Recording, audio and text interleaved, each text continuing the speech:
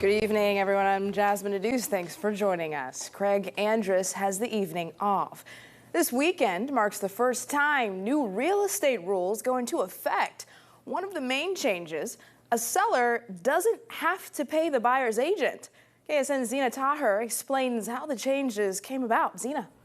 Jasmine, the change you just mentioned comes from a legal decision from 2023 affecting how real estate agents were compensated. The lawsuit says having sellers pay the commission and split it between agents for the buyer and seller is unfair and keeps commissions higher. Now sellers decide how much to pay a buyer's agent. Before changes to real estate rules went into effect, the person selling a house would usually pay a commission of around 6% and split it between the agents for the buyer and for the seller.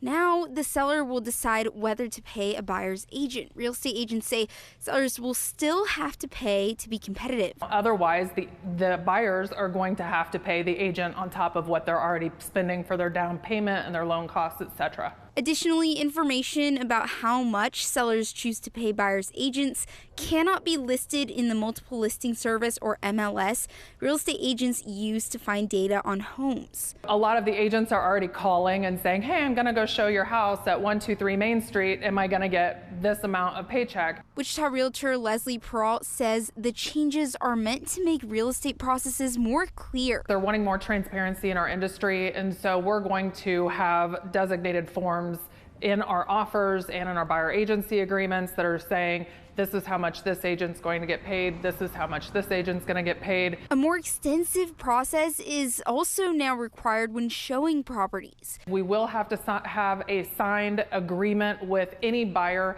that we go show a property to. There's an authorization form that we will have to fill out, one per address, in order to allow people inside access to the houses. Peralt says a big challenge with implementing the changes is making sure sellers and buyers actually understand them.